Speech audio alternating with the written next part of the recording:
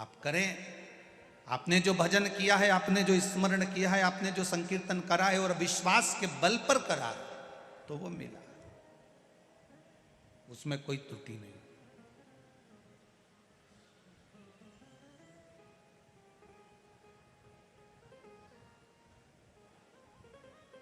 अंत समय प्रभु आना पड़ेगा, वचन दिया तो निभाना पड़ेगा। आए ना आए प्रभु कुटुंब कबीला, अंत समय प्रभु आना पड़ेगा। वचन दिया तो निभाना पड़ेगा। एक भगवान से प्रार्थना, एक भगवान से निवेदन प्रतिदिन करो। प्रतिदिन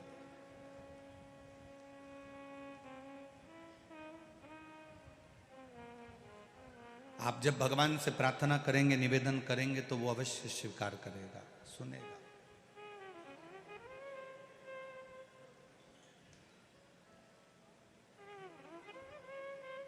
स्त्री कहती है मैं अकेली हूं, पुरुष कहता है मैं अकेला हूं।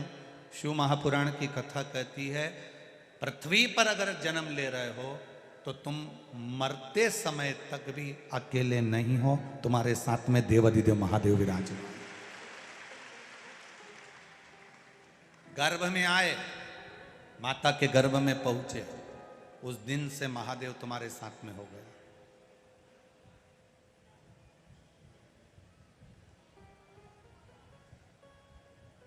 कोई तुमसे कहे तुम्हारे साथ में कौन है, तो तुम कह सकते हो मेरे साथ में महादेव है। तुम्हारे साथ कौन है? बोलो जम के बोलो, महादेव है। बोल बम का नारा है, उसके सहारे जी रही हूं मैं उसके सहारे रह रहा हूं, कोई दूसरा नहीं। और किसी की सामर्थ्यता भी नहीं है कि कोई तुम्हारा साथ दे दे। कितने भी करोड़पति तुम्हारे रिश्तेदार होंगे, तुम्हारे दुख की घड़ी में अगर 5 लाख रुपए दे दे तो गारंटी है, तुम्हारे दुख की घड़ी में दे दे तो गारंटी। करोड़पति रिश्तेदार हैं, लखपति हैं, ढेरों संपदा है उनके पास, और कभी रोते रोते चले जाना और कह देना मुझको 5 लाख रुपए की, 10 लाख रुपए की जरूरत है। अरे 10-5 लाख तो जाने दो, 50,000 भी अगर दे देना तो बहुत बड़ी बात है भाई।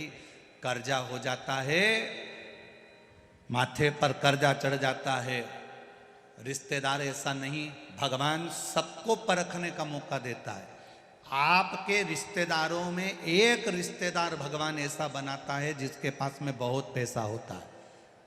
भगवान सबको परखने का मौका देता है। उसके पास भी जाकर कहना साहब कर्जा हो गया है, मैं तुम्हें बाद में दे दूंगा, तुम मुझे 5 लाख रुपए दे दो, 2 लाख दे दो, 50,000 दे दो, मुझे इतना दे दो, मेरा ये काम कर दो।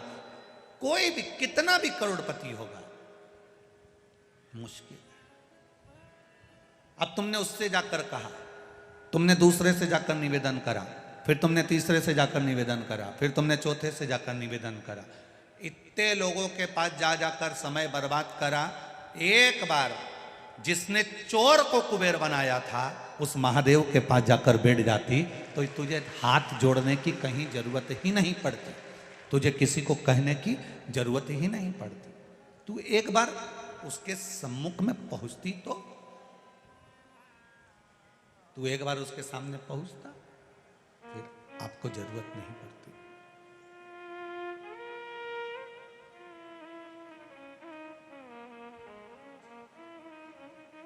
अपने बच्चों को भी सिखा दो कि कोई तुम्हारा साथ देगा कि नहीं देगा ये पता नहीं है, पर इतना विश्वास रखना कि वो कैलाश पर रहने वाला देवाधिदेव महादेव तुम्हारा साथ जरूर देगा। कोई देगा नहीं देगा उसका हमको विश्वास नहीं है।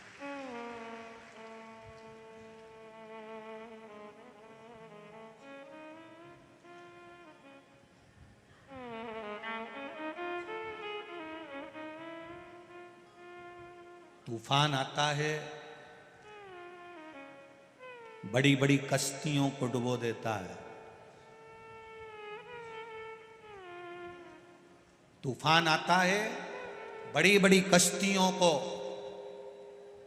डुबो देता है, और जब व्यक्ति के भीतर अहंकार आता है तो बड़ी बड़ी हस्तियों को डुबो देता है।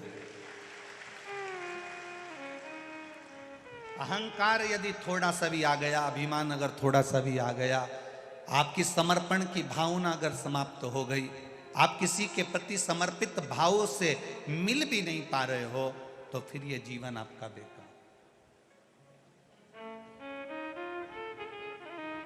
जीवन व्यर्थ।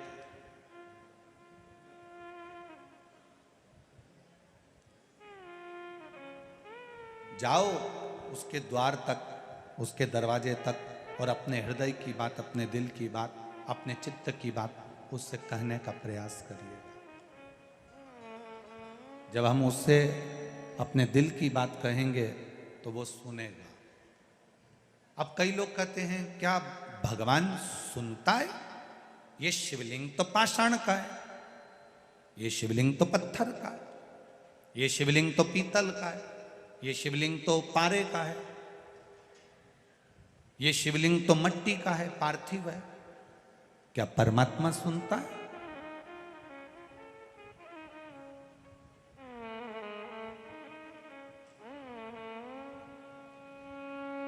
अगर नहीं सुनता होता तो विचार करिएगा। श्रीमद् भागवत में एक कथा आपने सुनी होगी, हाथी का पांव किसने पकड़ा? बोलो बोलो जम के। मगर ने पकड़ा। और हाथी ने किसको बुलाया? भगवान को। अब भगवान आए,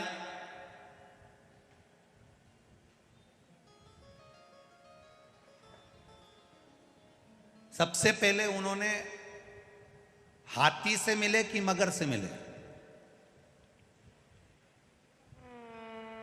अरे खूब भागवत सुनी तुमने तो बोलो बोलो जम के जरा। भगवान आए तो सबसे पहले वो हाथी से मिले कि मगर से मिले? भगवान आते से ही, सुदर्शन चक्र उठाते से ही सबसे पहले मगर को मारा। हाथी को गुस्सा, रिटर्न बढ़ाओ, बाहर की बढ़ रही है। हाथी को गुस्सा आ गया, हाथी को क्रोध आया। हाथी ने भगवान से कहा, बुलाया मैंने था, पुकारा मैंने था, और आपने उद्धार मगर का कर दिया। भगवान कहते, हाथी बात तुझे समझ में नहीं आई, तू मुझे पुकार रहा था और मगर तेरा पांव पकड़ा हुआ था। तू मेरा भक्त था और वो मगर तेरा पांव पकड़ा था। अगर किसी भक्त का पांव किसी ने पकड़ कर रखा है तो सबसे पहले मैं उसी का उद्धार कर देता हूं। हाथी का उद्धार तो मैंने बाद में करा है। हाथी कहता है मैंने पुकारा और उद्धार तुमने मगर का करा। भगवान कहते हैं क्योंकि हाथी तेरा पांव मगर पकड़ कर रखा था और तुम मुझे पुकार रहा था। शिव महापुराण की कथा कहती है, तुम्हारे घर में अगर एक बच्चा, बुजुर्ग, नारी, पुरुष, स्त्री, कोई भी तुम्हारी 7 पीढ़ी में, तुम्हारी 71 पीढ़ी में भी अगर कोई एक व्यक्ति भगवान के मंदिर जाता है, भजन करता है, कीर्तन करता है, स्मरण करता है, पूजन करता है, दिया लगाता है, तुलसी जी में जल देता है, पीपल की परिक्रमा करता है, शंकर भगवान को 1 लोटा जल चढ़ाता है, भगवान की पूजन करता है, सुंदर कांड में जाता है, रामायण में जाता है, तुम्हारे घर का एक व्यक्ति भी अगर भगवान के भजन में लगा है तो पूरा घर, याद रखना, सबसे पहले उस भजन करने वाले के बल पर पूरा घर तर जाता है। रामायण पढ़ के आया, गांव में रामायण जी का पाठ है, घर का व्यक्ति चले गया, रामायण जी के पाठ में जाकर बैठा, पाठ करा, रात को आया, उसके चरण की रज पूरे घर में गिरी, घर के लोग अपना काम करते रहे। कथा में गया, कथा सुनकर आ गया, घर पर आया, ये जो चलते हो ना उसकी रज उड़ती है।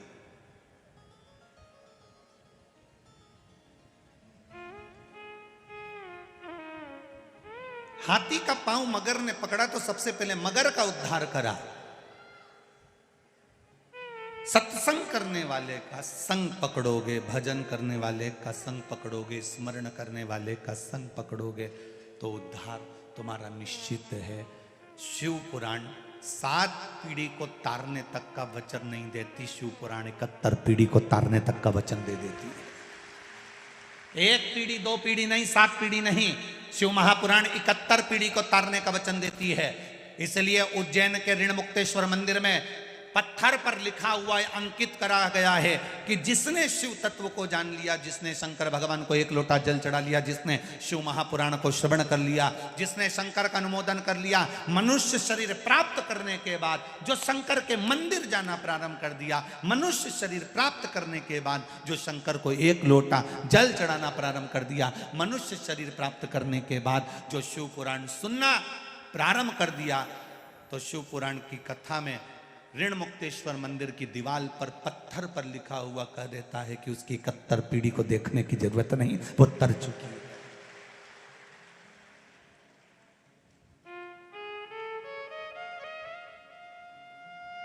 क्यों जाते हैं हम उज्जैन? क्यों जाते हैं उस कालाधिपति की नगरी में? क्यों जाते हैं हम महाकाल की नगरी में?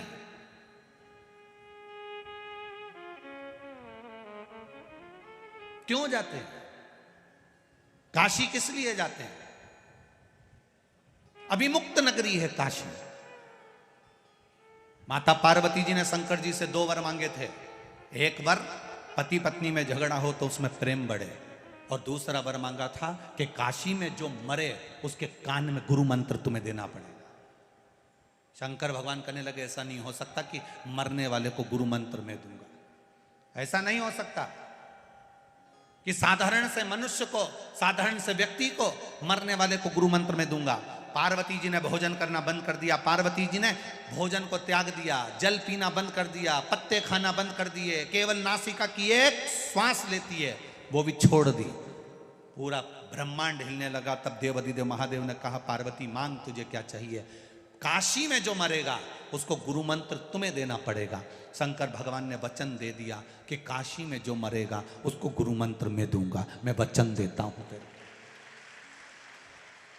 दुनिया के लोग मरने के लिए काशी जाते हैं, मृत्यु के लिए काशी को पाना चाहते हैं कि काशी में अभिमुक्त नगरी है, काशी मोक्ष हो जाता है, फिर जन्म नहीं लेता, काशी में मरने वाला। पार्वती जी ने कहा काशी में मरने वाले को आप गुरु मंत्र दोगे, मुझे कैसे मालूम पड़ेगा कि आपने गुरु मंत्र दिया? शंकर भगवान के मन में आया कितनी चतुर है ये,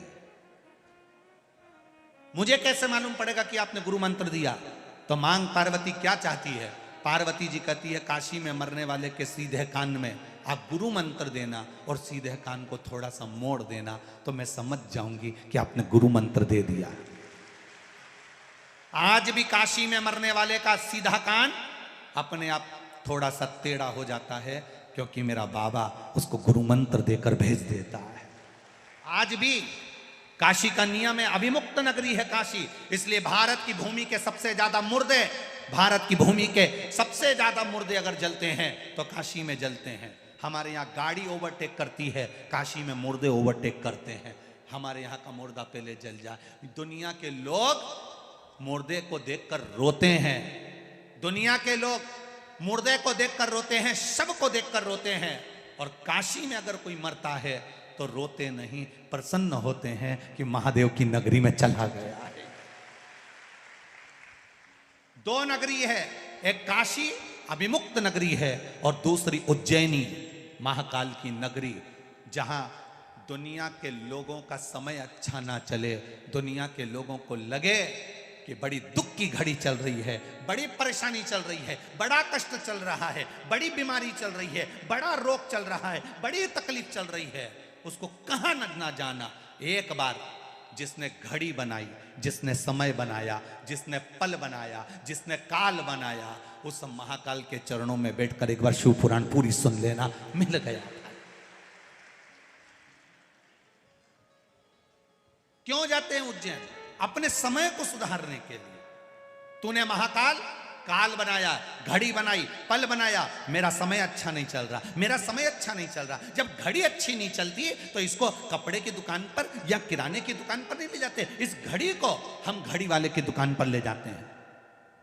एक बार वर्ष में नियम बना लो कि मुझे कालाधिपति के चक्र उस चरणों में पहुंचना है।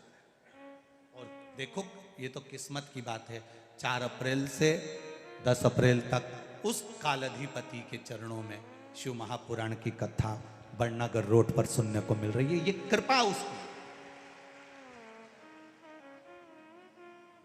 और बार बार इतनी विशाल कथा बार बार सुनने को कोई उज्जैन वालों से भी निवेदन करूंगा कि ये बार बार नहीं मिलने वाली।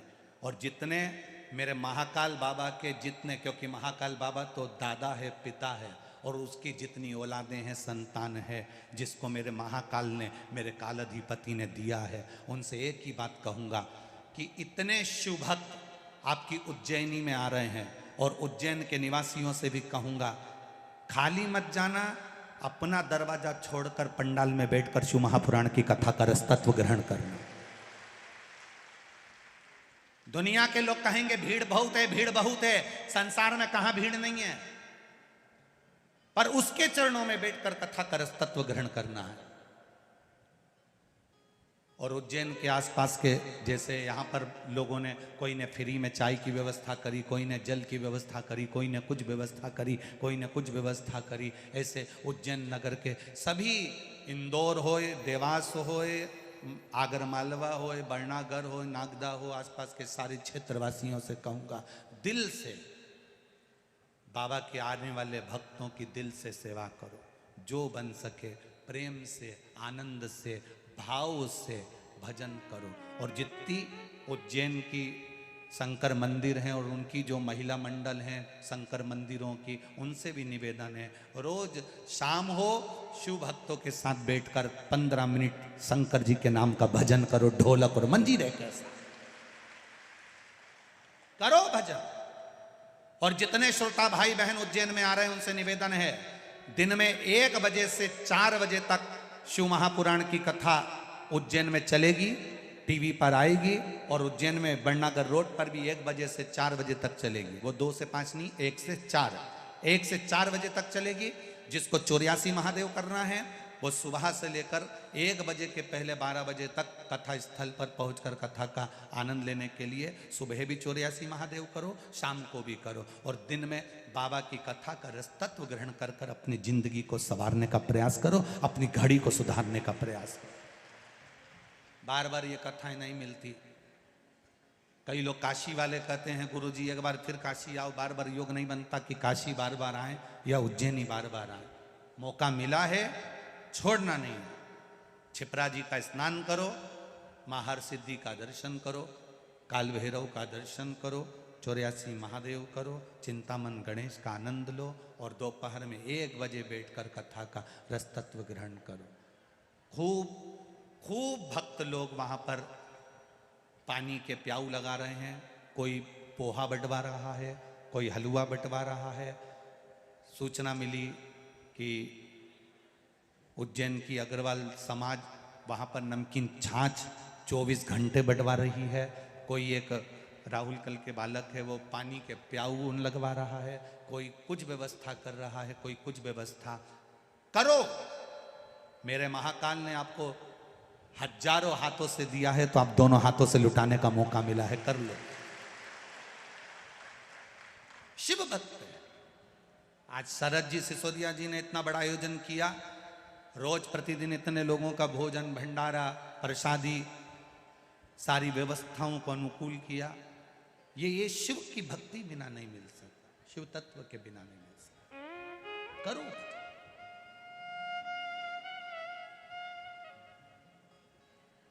थोड़ा सा डीजल पेट्रोल डालकर जो लोग अपने ट्रैक्टर ट्राली में लोगों को लेकर आए हैं उनको भी साधुवाद दूंगा। आज तुम्हारा 500 का नोट सफल हो गया। ये 500 रुपये 3 महीने में बाबा कितना देगा हिसाब लगा कर बैठो। जितने लोग कथा श्रवण करने के लिए आए, जितने लोग भजन करने आए, जितने लोग कथा का रसतत्व ग्रहण करने के लिए आए, बाबा क्या देगा ये तुम्हें 3 महीने में मालूम पड़ेगा। वो कितना देता है। तुम तो आ गए, ट्रैक्टर उठाया, डीजल डलवाया, 50 लोगों को, 15 लोगों को, 20 लोगों को गाड़ी में भरा, पहुंच गए। पर इतने लोगों को कथा सुनकर तुम लेकर जा रहे हो, उसका फल क्या होगा ये वही जान सकता है, ये वही जान सकता है, कोई दूसरा नहीं, ये वही। तेरी कृपा बिना न हिले एक भी अणु, लेते हैं श्वास तेरी कृपा से तनु तनु। बखान क्या करूं मैं राखों के ढेर का, चपटी भभूत में है खजाना कुबेर का। हे गंगाधार मुक्ति द्वार ओमकार तू, भोले ओमकार तू। आयो शरण तिहारी शंभु तार तार तू। बाबा की कृपा, शिव तत्व को जानना, हमारी चित्त वृत्ति बुद्धि सब परमात्मा में हो जाता है। कभी कभी हमारा मन हम ले जाते हैं शंकर जी की ओर, भटक कर दूसरी ओर पहुंच जाता है। कभी कभी हमारा मन विचलित होता है, ऐसा नहीं। एक व्यक्ति था, उसको कान से सुनाई नहीं देता था, थोड़ा कम सुनता था, अवस्था थी, कम सुन रहा है। अब उसका एक बहुत अच्छा रिश्तेदार बीमार पड़ गया। अब बहुत अच्छा रिश्तेदार जब बीमार पड़ गया तो इसने अपने छोराओं से कहा, रे छोरा, ए नाना, ए रे छोरा, ए रे नाना, हम मेरे को ले चल, वो उससे मिल आऊं। तो नाना चिल्ला कर बोला, तुम्हें सुनाई तो देता नहीं, मिल के करोगे क्या?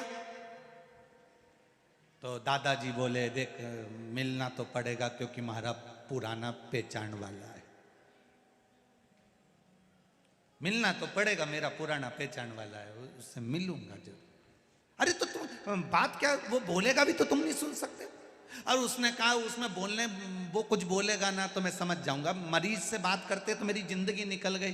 4-5 चीजें तो होती है बस मरीज से बात के में, ज्यादा होगा तो उसका हालचाल पूछ लूंगा, ज्यादा होगा तो दवाई का पूछ लूंगा, ज्यादा होगा तो भोजन का पूछ लूंगा, ज्यादा होगा तो डॉक्टर का पूछ लूंगा। और मुझे मालूम है कि वो पलंग पर लेटा लेटा जवाब भी क्या देगा। तो ये तो सबको मालूम है कि मरीज से अगर बात करो तो वो क्या जवाब दे।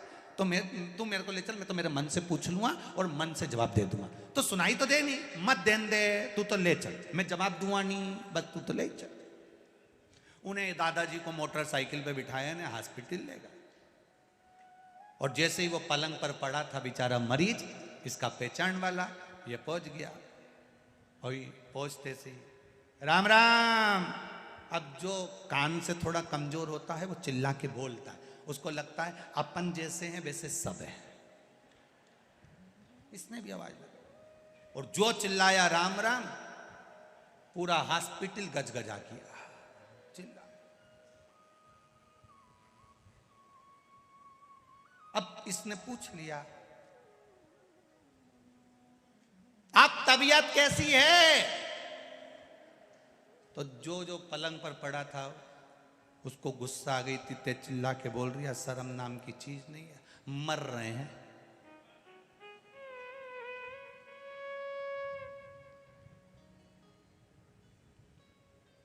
भगवान की बड़ी कृपा है।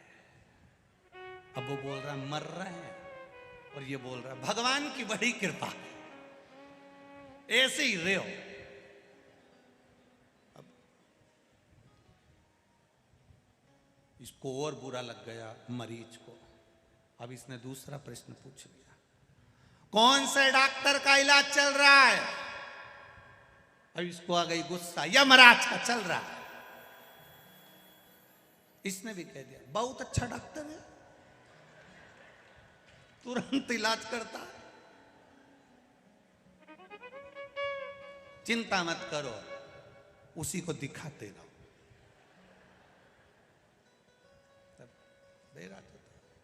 फिर इसने पूछ लिया,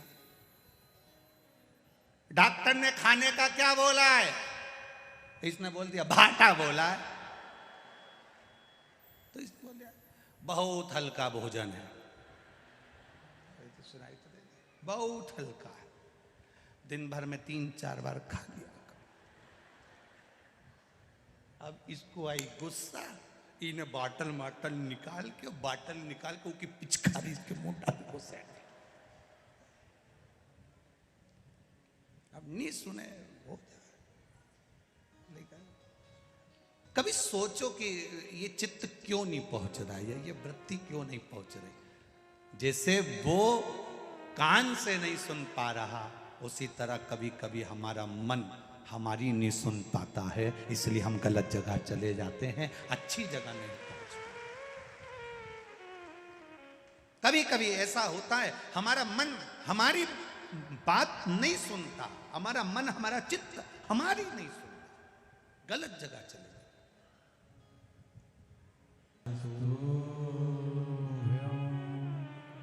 श्री शिवाय नमस्तुभ्यं। श्री शिवाय नमस्तुभ्यं। श्री शिवाय नमस्तुभ्यं। भोला सब दुख काटो मारा, ओ भोला सब दुख काटो मारा। शिव शंकर जपो तेरी माला, भोले बाबा जपो तेरी माला, भोला सब दुख काटो मारा, ओ भोला सब दुख काटो मारा। वेश मंगल मंगलकारी, वेश मंगल मंगलकारी, समरण वासी हमारा, समरण वासी हमारा, भोला सब दुख काटो मारा, ओ भोला सब दुख काटो मारा। शिव कथा कह रही है, भगवान शंकर का संवाद कह रहा है, शिव महापुराण की कथा कह रही है। दिल से विश्वास के साथ, भाव के साथ भगवान की आराधना करना, विनती करना, निवेदन करना, चरणों का स्मरण करना, तो वो धारण कर लेता। जैसे दोपहर के बाद में तोड़ी गई बेलपत्र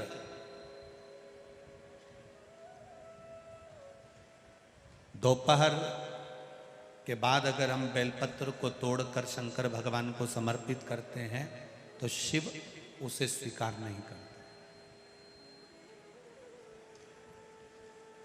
फूल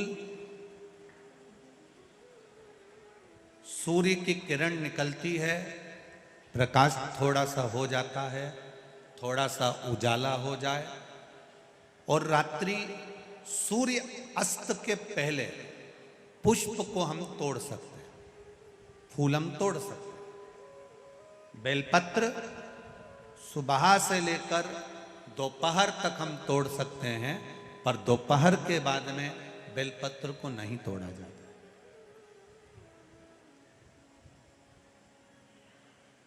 चतुर्थी, अष्टमी, नवमी, द्वादशी, चतुर्दशी, अमावस्या, पूर्णिमा, संक्रांति, ये ऐसे पर्व हैं जिस दिन बेलपत्र को नहीं तोड़ा जाता।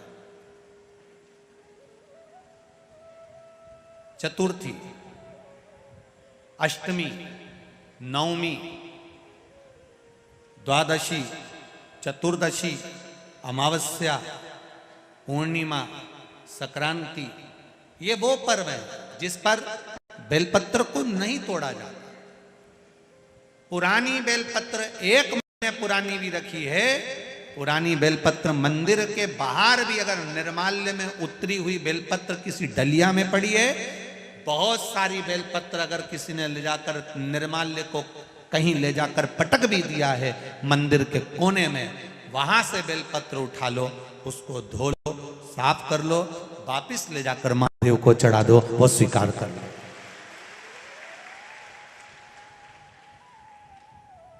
पशुपति व्रत कर रहे हो, चतुर्थी पड़ गई, अष्टमी पड़ गई, द्वादशी पड़ गई, बच्चों से मत कहो कि बेलपत्र तोड़ कर लाओ। बच्चों से कहो जाओ शंकर जी के मंदिर में कहीं डलिया में कहीं 1-2 बेलपत्र भी, 1 बेलपत्र भी अगर कहीं साइड में पड़ी हो, उसको उठा लाओ, धो, बाबा के थाली में रख लो और पशुपति व्रत पर भी चढ़ा दो। दोपहर के बाद में पूजन करने जा रहे हो, बेलपत्र दोपहर के बाद ना तोड़वाइए। फूल सुबह प्रकाश होने से लेकर रात्रि को, शाम को जब सूर्य अस्त हो उसके पहले फूल आप तोड़ लो, मना नहीं है, दिन भर का समय आपके पास है, पर रात्रि में फूल नहीं तोड़ा जाता। शंकर भगवान पर समर्पित कोई प्रसाद शिव जी को चढ़ाया गया, कोई प्रसाद रात भर नहीं रखना चाहिए। आप लोग तो संकट सोमवार अगर किसी ने करे हों, किसी ने करे संकट सोमवार या 16 सोमवार, हाथ उठाओ, किस किस ने करे हैं, पहले करें आप लोगों ने, रखो। जो लोग 16 सोमवार करे हुए होते हैं, संकट सोमवार करे हुए होते हैं, उनको मालूम होता है, उनके स्मरण में रहता है कि संकट सोमवार का जो प्रसाद होता है उसको रात भर नहीं रखते। उसका कारण स्कंद पुराण में भी कहा गया, उसका कारण शिव महापुराण में भी वर्णन किया गया। शंकर भगवान का प्रसाद, शिव जी का प्रसाद, अगर जितना जितना अंधेरा बढ़ते चले जाता है, जितना जितना रात्रि होती चली जाती है और दूसरा दिन अगर लग जाता है, तो उस प्रसाद पर आपका हक नहीं रहता, उस प्रसाद पर फिर चंड का हक हो जाता, फिर उनके गणों का हक हो जाता है, फिर आपका हक समाप्त।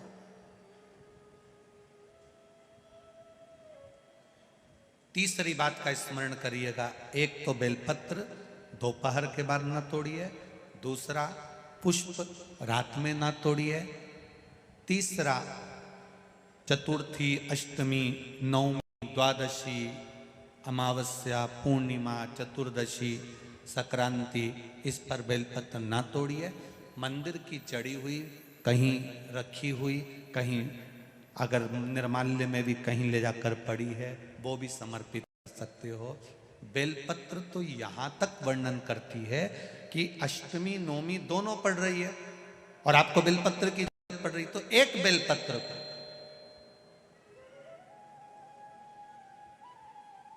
आप, एक बेलपत्र को या तो वस्त्र में संजो कर रख लो, रख सकते हो, संभाल के रख लो, ना बने तो तुम्हारी जो पाठ पढ़ने की पुस्तिका होती है, जिसको तुम भजन गा लेती हो, पढ़ लेती हो, राम रक्षा स्तोत्र, हनुमान चालीसा, गोवर्धन चालीसा, जो पढ़ लेती हो, उसी में रख लिया और वही बेलपत्र वापिस हमको प्राप्त हो गई। हमने वही शिव जी को वापिस चढ़ा दी और उससे हमको फल की अनुभूति प्राप्त हो गई।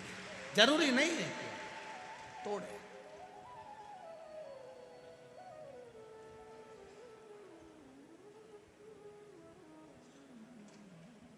पंच पुष्प में 5वें नंबर का पुष्प आता है। भगवान शंकर आनंद के साथ में विराजमान थे और देवताओं ने जब मंथन किया, उस मंथन में जो विष निकला, वो विष देवाधिदेव महादेव को दिया गया।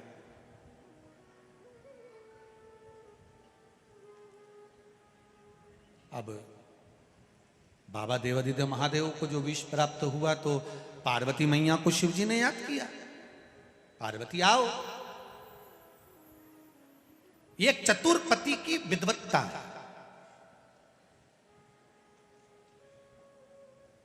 एक विद्वान पति जो होता है, चतुर पति जो होता है, उसकी विद्वत्ता जो होती है, उसको दर्शाया है मेरे महादेव ने।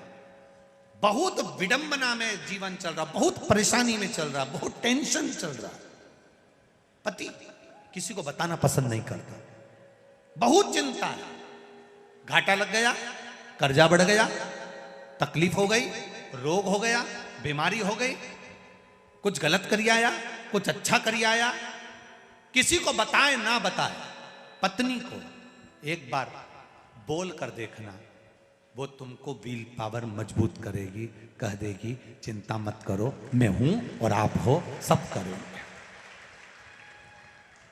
पर पति पत्नी को ऐसा धुतकार, तू चुप रहे, तेरे में अक्ल नहीं है, तू तो पगली है। अरे भाई, इसने तेरे से कहा था कि तू कर्जा करके आ। इतनी माताएं बैठी है, इतनी और इतनी टीवी पर कथा सुन रही हैं, एक माता ने कभी अपने पति से कहा हो कि तुम कर्जा करो, चोरी करो, डाका डाल के लाओ? कोई नारी अपने पति को चोरी करता नहीं देखना चाहती, कोई पत्नी अपने पति को डाका डालते नहीं देखना चाहती, कोई पत्नी अपने पति को कर्जे में डूबते हुए नहीं देखना चाहती। पत्नी हमेशा पति को चंद्रमा की रोशनी की तरह बढ़ती हुई देखना चाहती है, सूरज की रोशनी की तरह बढ़ते हुए। अब कर्जा हो गया, तकलीफ आ गई, बुरा करिया है, बेकार काम करिया है, तो घबराना नहीं। अपनी धर्म पत्नी को एक बार आद्य शक्ति समझकर, पार्वती समझकर, शिव की शक्ति समझकर उसको भी अपनी बात कहो, दिल से कहो, जो सच है उसको कहो। वो आद्य शक्ति के रूप में तुम्हारे साथ में बैठी है, तुमको खड्डे में नहीं पटकेगी, थोड़ा ना थोड़ा उसकी विवेक से, उसकी बुद्धि से समझाने का प्रयास करेगी और तुमसे इतना जरूर कह देगी, अब जो हो गया हो जान दो, चिंता मत करो, होगा, देखेंगे, आप और हम है ना, टेंशन लेने की जरूरत नहीं है, सब आगे बढ़ेंगे, फिर करेंगे। ये नारी का बल है, ये नारी की बलता है, ये उसका धैर्य है।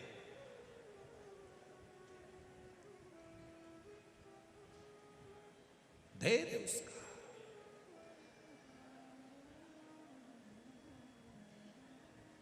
पत्नी मर गई, पति टूट गया। क्यों भैया?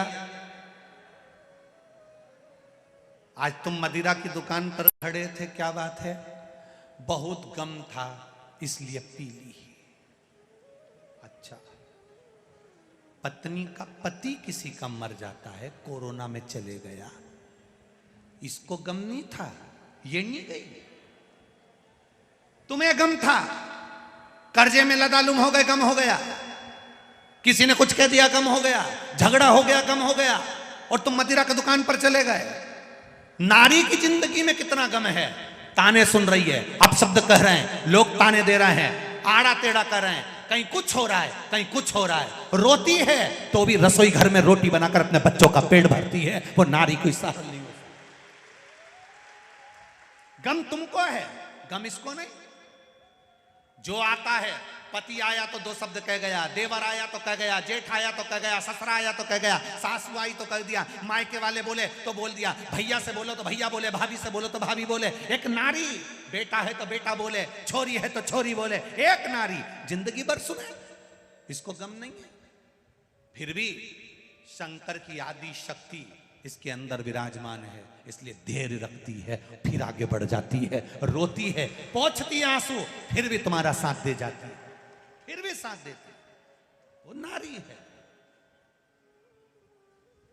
और तुम कहते तुम्हें अकल नहीं है, तू चुप रहे, तेरे में अकल नहीं, तेरे में अकल नहीं। और जब पूरी तरह से खड्डे में गिर जाता है, तब आखिरी में कोई साथ नहीं देता, तब वो फिर पत्नी कहती है, ये मेरी रकम पड़ी हुई है, उतार कर दे देती है, बेची आओ, ले जाओ, कर्जा चुका दो। आखिरी में भी वही साथ दे रही है, अंत बिंदु में वो साथ दे रही है। और एक बात अपनी जिंदगी में उतार कर रखना, रकम दुकान पर कब जाती है? जब घर में दुख आता है, किसी भी नारी की रकम दुकान पर ऐसे नहीं जाती। बोलो री जी सही है कि गलत है? घर में कर्जा बढ़ गया, दुख आ गया, तकलीफ आ गई, परेशानी आ गई, तब घर की रकम दुकान पर जाती है।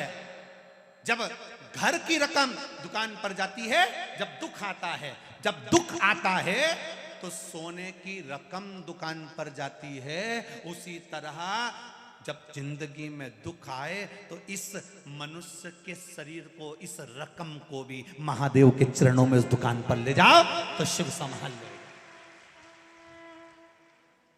सोने की रकम दुकान पर जा रही है, सोने की रकम दुकान पर पहुंच रही है। ये शरीर भी उस परमात्मा की चौखट तक जाना चाहिए।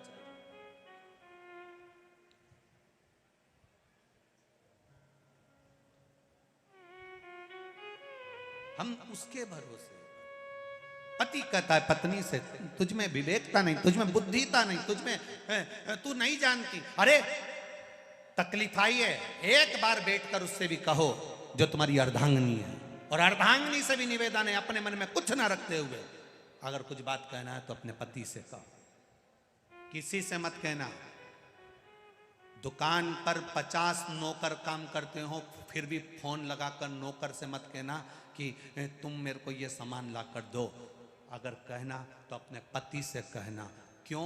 अगर एक आध बार तुमने नौकर से कहा सामान ला कर दो, नौकर 3-4 बार सामान ला कर देगा, तो हो सकता है लोगों की दृष्टि गलत हो जाए। अपने पति से कहना मुझे ये सामान ला कर दो, वो लाए तो ठीक, ना लाए तो ठीक, पर नौकर से भी मत कहना कि मुझे सामान ला कर। अपनी चित्त वृत्ति से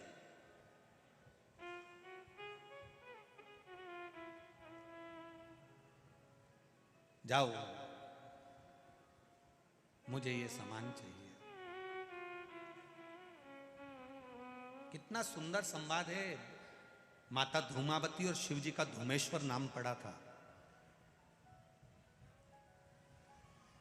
शिवजी ने कितनी विचित्र लीला करी है, जरा देखिएगा। गणेश जी रोते हुए आते हैं और माता पार्वती से कहते हैं मां मुझे भूख लगी है। कार्तिकेय षडानंद रोते हुए आते हैं, मां मुझे भूख लगी है। अशोक सुंदरी रोते हुए आती है और कहती है मां मुझे भूख लगी है। और शंकर जी अखंड समाधि में लीन, तप साधना में लीन, भूख लग रही है। माता पार्वती ने देखा कुछ भी नहीं था, क्या दूं बच्चों को? अगर मेरे स्तनों में दूध होता तो मैं अपने बच्चों को पिला देती, पर स्तन में दूध भी नहीं है। क्या दूं? भूख से बिलख रहे भगवान गणेश जी, कार्तिकेय, अशोक सुंदरी सब भूख से बिलख रहे थे।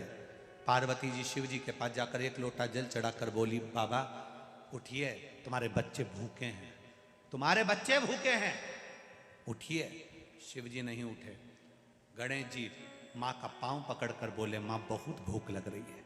षडानंद कार्तिकेय बोले, माँ बहुत भूख लग रही है। अशोक सुंदरी कह रही है मुझे भूख लग रही है। भोजन नहीं था। माँ फिर शिव जी को जगाई, भोलेनाथ नहीं जागे, मेरे स्तनों में दूध नहीं तो अपने बच्चों को पिला देती। अब वो स्तन में दूध लाने के लिए मां ने क्या लीला रच दी, क्रोध में आ गई पार्वती जी। अपने बच्चों को भूखा मरते हुए कोई नारी नहीं देख सकती, कोई नारी नहीं।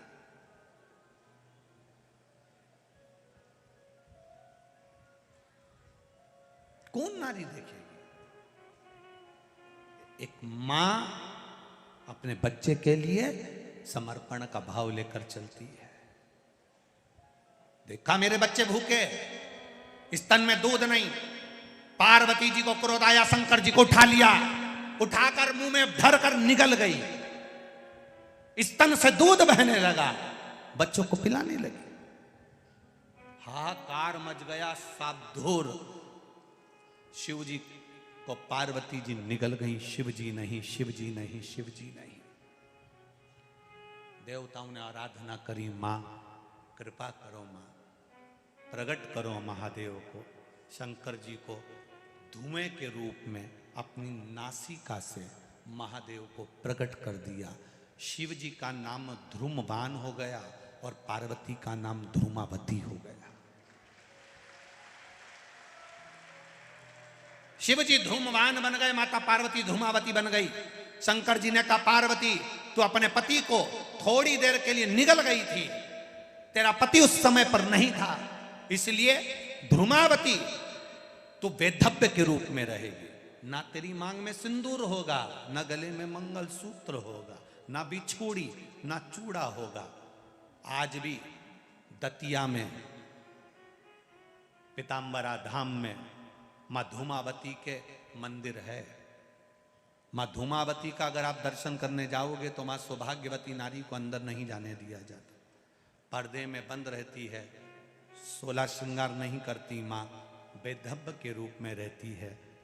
ना मांग में सिंदूर है, ना नाक में लौंग है, ना गले में मंगलसूत्र है, वो धूमावती माता है। आज भी दुनिया के बड़े बड़े राजनेता दतिया में जाकर धूमावती की पूजन करते हैं और उससे वर प्राप्त करते हैं। वो धूमावती है, वो पीताम्बरा पीठ में बैठी है अलमस्त होकर, अपने बच्चों के लिए निकली थी, अपने बच्चों। ध्रुमवान ध्रुमावती बड़ा उसका सहजता क्या है? जीवन कोई सरल है क्या? जीवन में कोई सरलता है? शिव जी ने, पार्वती जी ने पूछा, भोलेनाथ जी विष आया है, आपके लिए आया है। शंकर भगवान बोलते हैं मैं अकेला नहीं पीऊंगा, तू कंठ में जाकर बैठ जा, अर्धांगिनी है तू मेरी, बराबर की हकदार है तू मेरी, बैठ मेरे पास।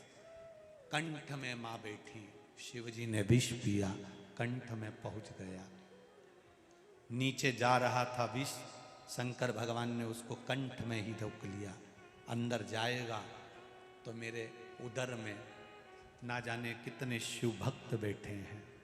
शिव पुराण कहती है ये पूरा जो ब्रह्मांड है, ये पूरी जो पृथ्वी है, ये पृथ्वी शंकर भगवान के उदर में विराजमान है। शंकर जी एक चावल का दाना खाते हैं और सबका पेट भर देते हैं। शिव जी आराम से सोते हैं तो सबको निंद्रा आती है, शिव मस्त रहते हैं तो सब मस्त रहते हैं। शंकर जी को लगा अगर मैं विष पी गया और वो विष पेट में चले गया, वो विष उदर में चले गया, तो मेरा पूरा ब्रह्मांड, पूरी पृथ्वी पर जितने जलचर, थलचर, वायुचर, जीव जो रह रहे हैं, जो मनुष्य रह रहे हैं, ये सब विष के असर से मर जाएंगे। तो पार्वती जी कह रही है प्रभु इसको अंदर गटको, पार्वती जी कह रही है इसको नीचे उतारो। शंकर जी कह रहे नहीं उतार सकता, क्योंकि नीचे मेरी औलाद बैठी है, नीचे मेरी संतान बैठी है, सब मर जाएगी, इसलिए मैं उसको अंदर नहीं उतार सकता। तो पार्वती जी कह रही है मैं कंठ पर बैठी हूं, ये विष मेरे पास है। शिव जी कहते हैं माता पिता की जिंदगी है ही ऐसी, जिंदगी भर विष पीना है और औलाद को सुरक्षित रखना। माता पिता की जिंदगी है ऐसी, जिंदगी भर विष पीना है, औलाद को सुखी रखना है, ये माता पिता है। घर में पिता शिव का स्वरूप है, मां पार्वती का स्वरूप है। कितना विष पीते होंगे। घर की ठंडी रोटी घर का बुजुर्ग, घर की बूढ़ी माँ खा लेती है, उसको भी गरम रोटी अच्छी लगती है, पर बूढ़ी माँ कहती है दाल अच्छी बनी, कड़ी अच्छी बनी।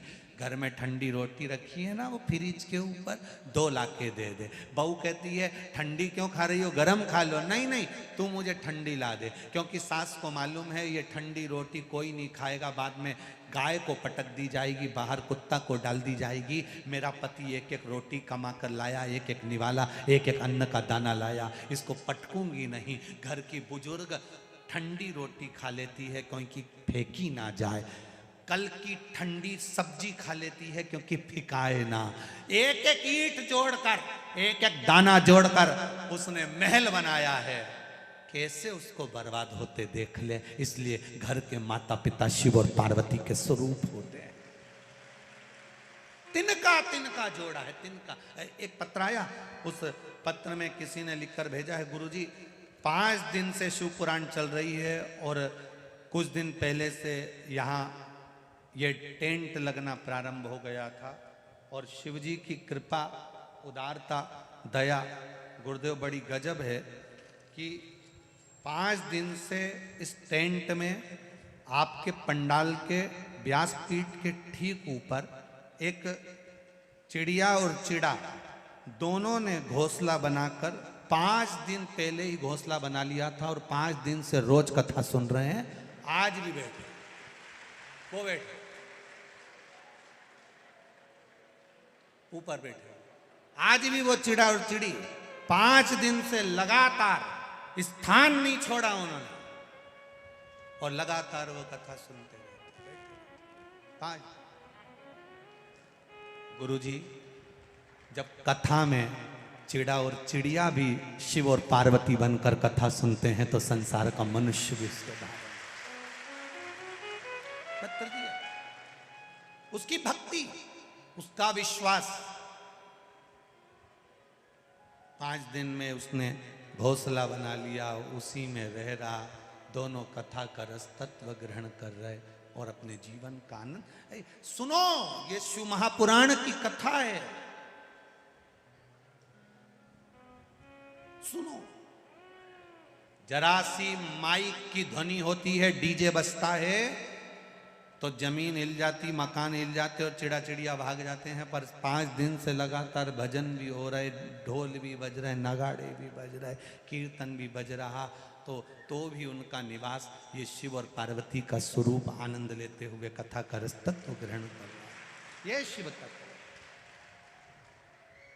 शंभु शरणे पड़ी मांगो घड़ी रे घड़ी दुख काटो दया करी दर्शन आपो। शिव की भक्ति, भगवान का भजन, स्मरण, कीर्तन, मंत्र जाप। शिव जी ने कंठ पर विष को रखा, पार्वती जी झेली, विष कंठ पर पड़ा हुआ। शंकर भगवान को थोड़ा थोड़ा उस विष का असर होने लगा और विष का जब असर होने लगा तो भोलेनाथ जी को थोड़ा थोड़ा थोड़ा थोड़ा चक्कर आने लगा। विष का असर जो देवाधिदेव महादेव को डोलते हुए, देवाधिदेव महादेव को घूमते हुए जो पार्वती जी ने देखा, पार्वती जी अपनी अपनी 64 योगिनियों को कहती हैं, जाओ मेरे महादेव के लिए कुछ औषधि लेकर आओ। औषधि पूछा, अब तुम्ही ने दर्द दिया है, तुम्ही दवा देना। पूछा भोलेनाथ जी से, वो जैसे रुक्मणी जी ने पूछ लिया था भगवान कृष्ण से, तुम्हारा पेट दुख रहा है, इसकी दवाई क्या है, औषधि क्या है। सारी दवाइयाँ दे दी, सारी औषधि दे दी, वेदों को दिखा दिया, डॉक्टरों को दिखा दिया, सब कुछ कर दिया, फिर आखिर ऐसा क्या है,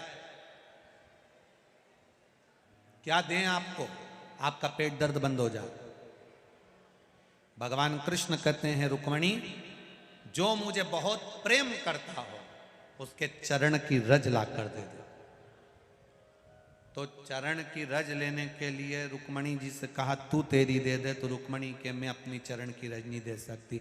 सतभामा, जामवंती, कालंदी, मित्रवृंदा, लक्ष्मणा कोई नहीं दी। तब चरण की रज देव ऋषि नारद को मालूम पड़ा तो नारद जी बोले, मैं लेकर आता हूँ। नारद जी चरण की रज लेने के लिए बरसाना चले गए, ब्रज चले गए। ब्रज में राधा जी को कहा, भगवान का पेट दुख रहा है, चरण की रज चाहिए, जो ज़्यादा चाहता हो। राधा जी ने अपने चरण की रज दे दी। राधा जी बोली, रुको नारद, मेरे अकेले के चरण की रज लेकर जा रहे हो सकता है मुझसे ज्यादा चाहने वाला और भी ब्रजमंडल में रहता, सबके चरण की रज ले जाओ। नारद जी ने इतनी बड़ी पोटली बांध ली, सिर पे धर के लेके चल दिए। नारद जी यूं डोले, यूं डोले, यूं डोले, यूं डोले। चरण रज लेकर जैसे ही द्वारका में पहुंचे, रुक्मणी जी ने पूछ लिया, नारद क्या लिया है? कि चरण की रज। तो इतनी सारी क्यों लिया है? नारद जी बोले, पूरी की पूरी दवाई का पत्ता लाके रख दिया है, जब जब सिर दुखे तो खाते रहेंगे। पूरा दवाई का पैकेट है, अलमारी में रख लेना। भगवान के चरण की रज है, जब मिले तब पाओ, जब पेट दुखे तब पाओ। भगवान ने पूछा किसके चरण की है? प्रभु तुम खा के देख लो, असर हो जाएगी। अब ये मत पूछो कौन सी टेबलेट, कौन सी दवाई, तुम तो खाओ। कई लोग कहते हैं आखिर ये शिव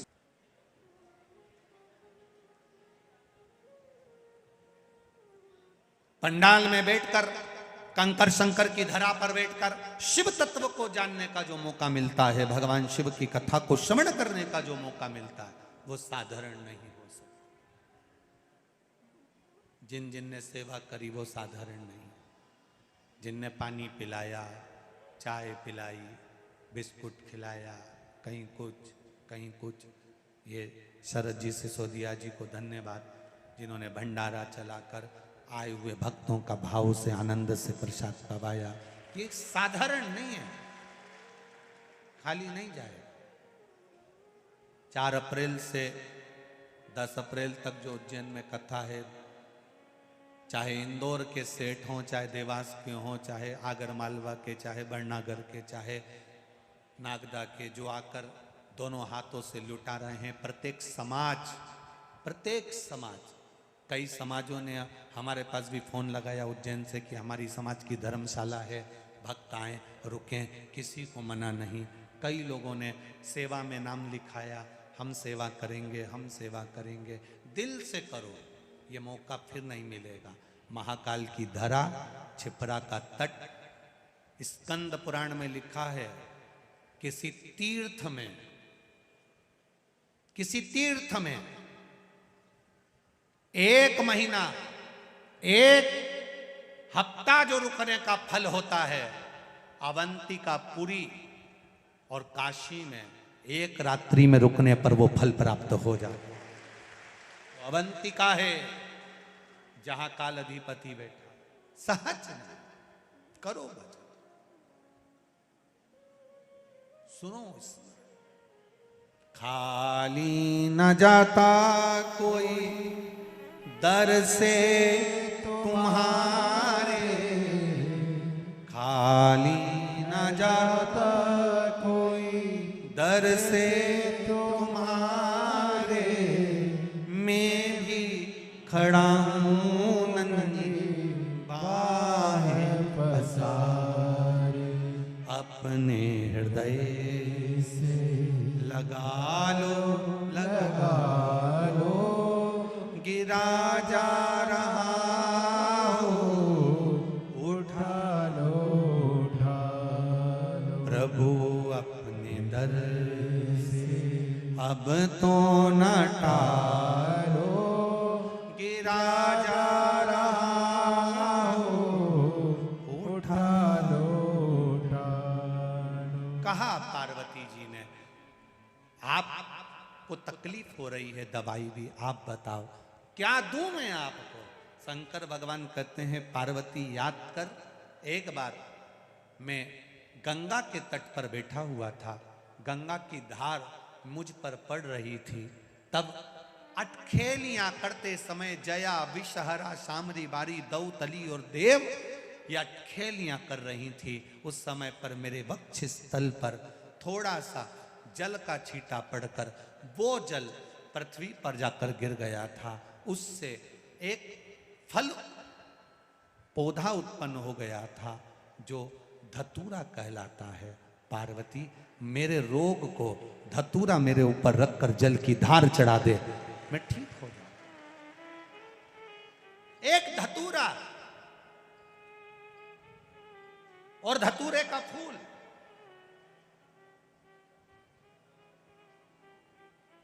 कांटे वाला धतूरा और उसमें लगने वाला एक पुष्प। आस्था चैनल पर आप लोग देख रहे होंगे धतूरे के फूल का दर्शन। धतूरा और धतूरे का पुष्प, छोटा सा पौधा है, ज्यादा बड़ा नहीं है, कांटा लग रहा है, धतूरा लग रहा है, और उसमें भी साधारण धतूरा नहीं। जिस धतूरे के नीचे की डंडी लाल कलर की होती है, अगर वो सोमवार की अष्टमी को देवाधिदेव महादेव को समर्पित करी जाती है तो उसके घर में कभी संपदा की कमी नहीं होती है। वो धतूरा है। साधारण नहीं है। धतूरे में भी लाल डंडी, जैसे धतूरा गोल होता है उसके नीचे एक छोटी सी डंडी, देखा है आप लोगों ने? अरे देखी कि नहीं देखी बोलो? धतूरा देखा है ना? धतूरे के अंदर एक नीचे छोटी सी डंडी होती है, जब तोड़ोगे तो वो डंडी का कलर अगर लाल है, वो डंडी का कलर अगर लाल है, और कभी हम तो कहेंगे जैसे बड़ी बीमारी जिसको हो जाती है, लीवर, किडनी, कैंसर आदि आदि बड़ी बीमारियों से जो जूझ रहा होता है, प्रयास करो, प्रयास महामृत्युंजय का जाप कर कर, महामृत्युंजय का स्मरण कर कर, एक लाल डंडी का धतूरा प्रयास करना, एक धतूरा मिल जाए या 5 धतूरे मिल जाए किसी भी एकांतेश्वर महादेव पर, जो शिव मंदिर एकांत में हो, जहाँ कोई जाता आता नहीं हो। वैसे तो अब बहुत मुश्किल है कि ऐसा मंदिर मिल जाए जहाँ कोई जाता आता नहीं हो, पहले की बात दूसरी है, अब बात दूसरी है। फिर भी कहीं आप रोड पे से निकल रहे हो, एकांतेश्वर महादेव अगर आपका दिख जाए, बहुत बीमारियों से ग्रसित हो, तो भी महामृत्युंजय जाप का स्मरण कर कर या किसी विद्वत ब्राह्मण जन से महामृत्युंजय मंत्र का जाप कराकर या भगवान शिव के मंत्र का जाप स्वयं कर कर, वो भी ना बने तो पंचाक्षर मंत्र नमः शिवाय, षडाक्षर मंत्र ओम नमः शिवाय या श्री शिवाय नमस्तुभ्यम जप कर वो लाल डंडी का धतूरा 5 एकांतेश्वर महादेव को आप समर्पित कर सकते। रोग थम जाएगा, जो दवाई खाओगे वो शरीर को लगना प्रारंभ हो जाएगी और आप स्वस्थ होना प्रारंभ हो जाएंगे। अगर बड़ा रोग है, एकांतेश्वर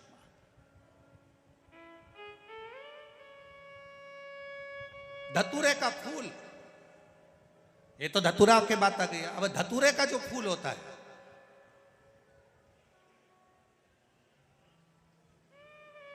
धतूरे का जो पुष्प है, उसको 2 जगह पर समर्पित किया जाता है।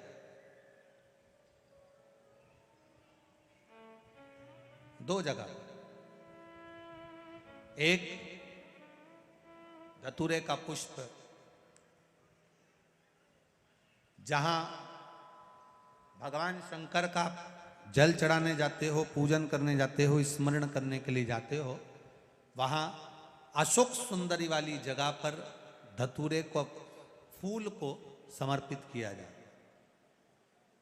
एक दूसरे नंबर का धतूरे का जो फूल होता है, 2 फूल जब हम समर्पित करने जा रहे हैं, तो एक अशोक सुंदरी वाली जगह पर फूल का जो मुख होता है,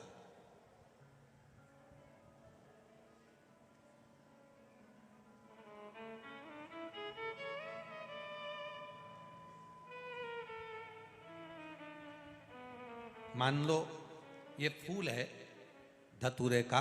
वैसे तो धतूरे का फूल लंबा होता है, आपने दर्शन किए किस किसने करे ना, सबने दर्शन। धतूरे का फूल लंबा होता है। अब वो लंबा जो पुष्प है, उसका जो खिला हुआ भाग है, जो खिला हुआ, और पीछे की जो डंडी है, तो अशोक सुंदरी वाली जगह पर जब हम समर्पित करते हैं, अशोक सुंदरी वाली जगह पर जब हम उसको चढ़ाते हैं, तो जैसे ये शिवलिंग है और यहाँ सामने अशोक सुंदरी की जगह है, तो जो अशोक सुंदरी वाली जगह पर हम पुष्प समर्पित करते हैं, तो खिला हुआ जो भाग है, जो खिला हुआ भाग है, उसको इस तरह से रखते हैं कि शिवलिंग की ओर उसका खिला भाग जाए, और डंडी का भाग इधर गणेश जी, कार्तिकेय जी और 33 कोटि जो देवी देवता हैं उस ओर उसका भाग जाए, उसका भाग ऐसा समर्पित करें। एक दूसरा, शिवलिंग पर जब हम धतूरे का पुष्प समर्पित करते हैं, शिवलिंग पर जब हम धतूरे का पुष्प समर्पित करते हैं, तो उस फूल का खिला हुआ जो भाग होता है, उसका मुख हमारी ओर होना चाहिए। अर्थात डंडी का मुख जब शिवलिंग पर चढ़ाएंगे तो डंडी का मुख उधर हो और खिला हुआ भाग हमारी ओर। बहुत अंतर है महाराज। जैसे बेलपत्री चढ़ाते हैं तो बेलपत्री चढ़ाते समय डंडी का मुख अपने ओर कर लेते, पत्तियों का मुख उधर कर देते, तो खिला हुआ जो भाग है वो हम अपनी ओर रख लेते हैं। अब कनेर का पुष्प इससे विपरीत में चलता है।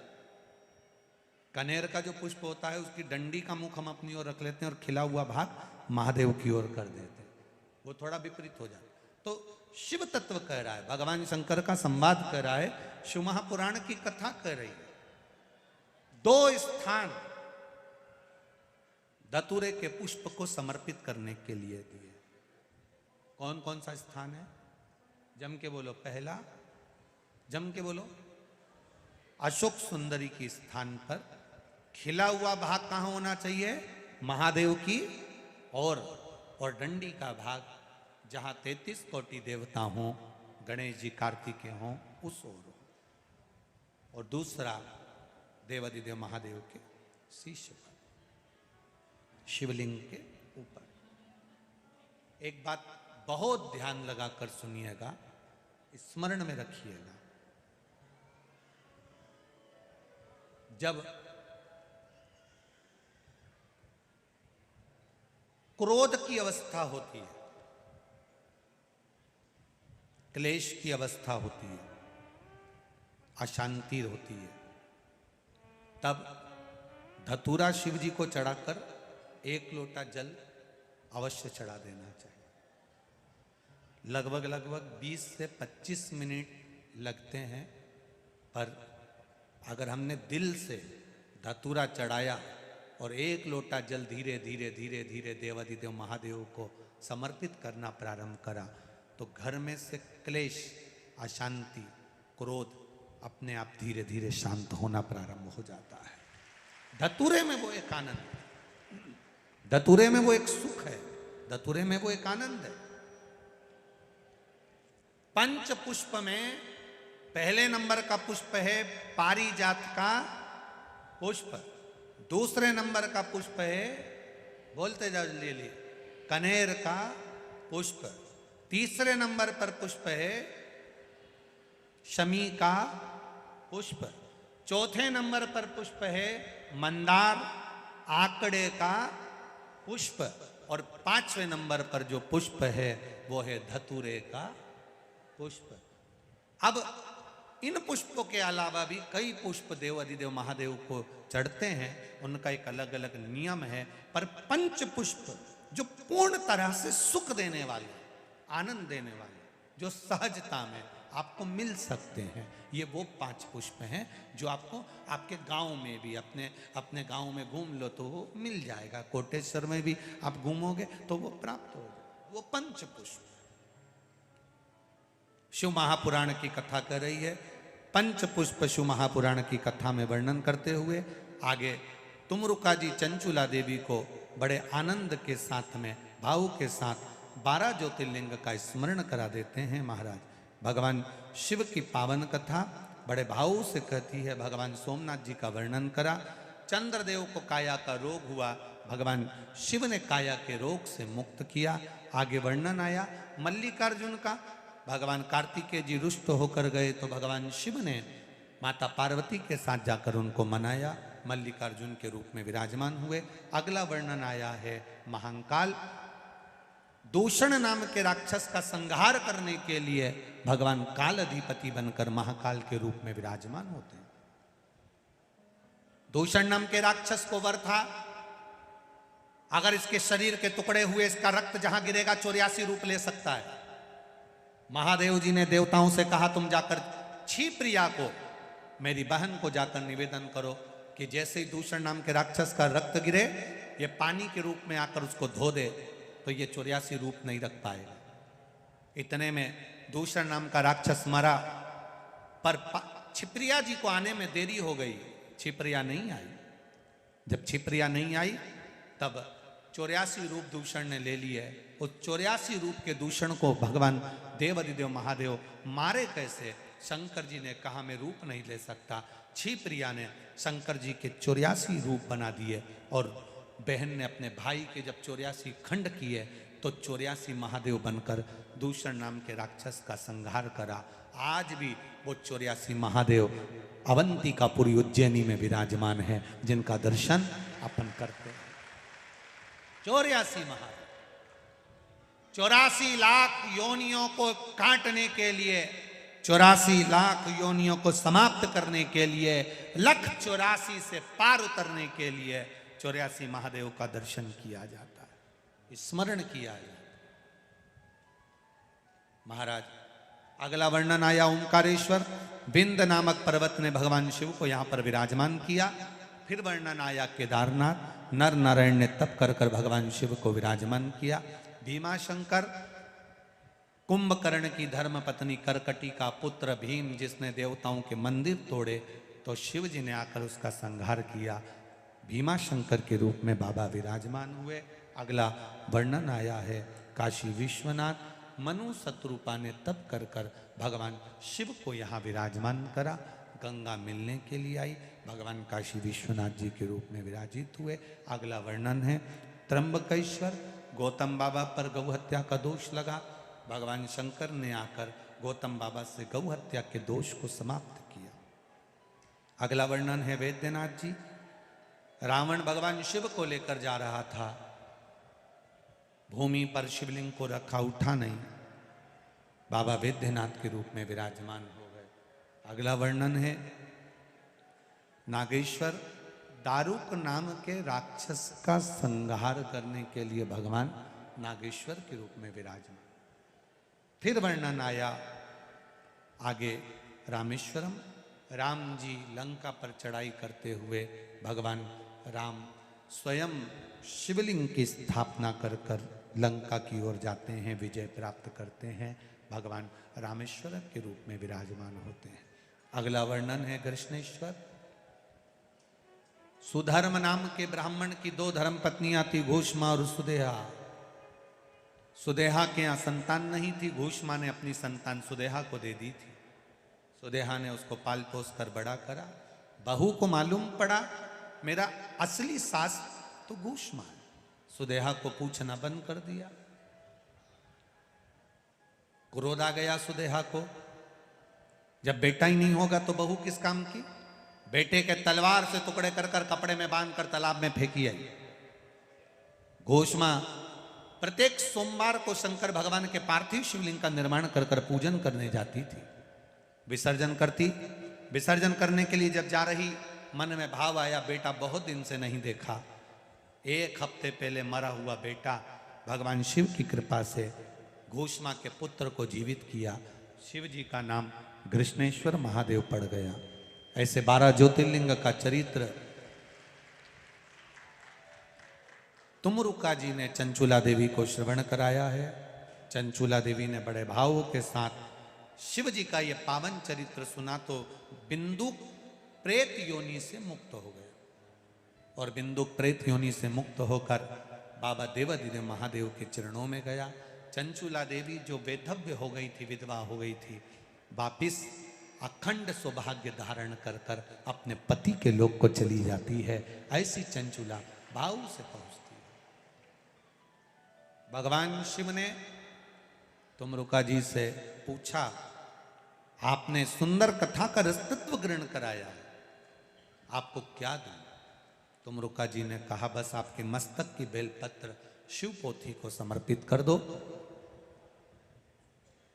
विराम दिवस की जो बेलपत्र रहे वो कुबेर का भंडार भरने वाली रहे, ये वर प्रदान कर दो। देवादिदेव महादेव ने वर दिया। शिव महापुराण को मस्तक पे लिया। शिव जी कहते हैं, सुनो तुमरुका जी, ये पावन शिव महापुराण की कथा, मृत्यु लोक में संसार में जन्म लेने वाला मनुष्य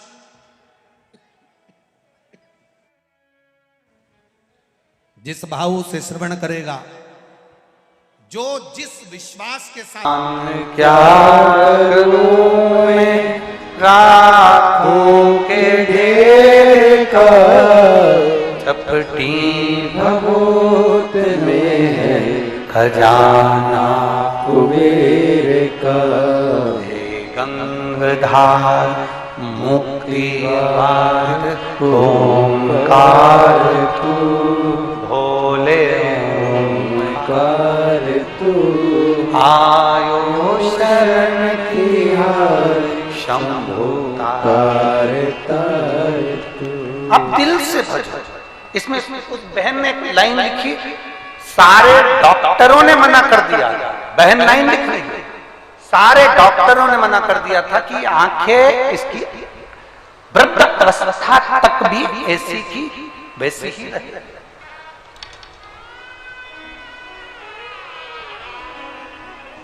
पर शिव शिव है, शंकर शंकर है, और शिव को घड़ी है, उसको पहचानना कठिन है।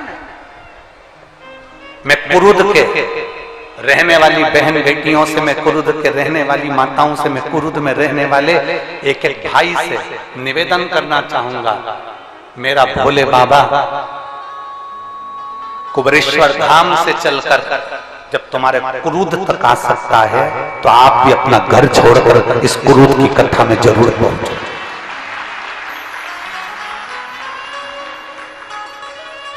अपना दरवाजा छोड़कर उसकी कथा तक जरूर पहुंचो, जिससे एक ना एक दिन जब तुम मेरे बाबा को दिल से पुकारो तो मेरा बाबा तुम्हारी चौखट पर खड़ा मिल जाए, तुम्हारे दरवाजे पर आया। आप पहुंचो, उससे विनय करो, निवेदन करो। कोई कहेगा गर्मी पड़ रही है, कोई कहेगा ये बहुत दूर है, कोई कहेगा पैदल चलना पड़ेगा, कोई कुछ भी कहे, और याद रखना जितने कदम पैदल चलकर शिव महापुराण की कथा तक पहुंचते हो ना, उतने अश्वमेध यज्ञ अपनी जिंदगी के कर लेते हो। साधारण नहीं है शंकर की चौखट तक जाना, शिव की चौखट तक जाना साधारण नहीं है, शंकर के दरवाजे तक पहुंचना साधारण। देवराज पहुंचा शिव जी के सम्मुख, देवराज पहुंचा भगवान शंकर के साक्षी, देवराज पहुंचा भगवान शंकर के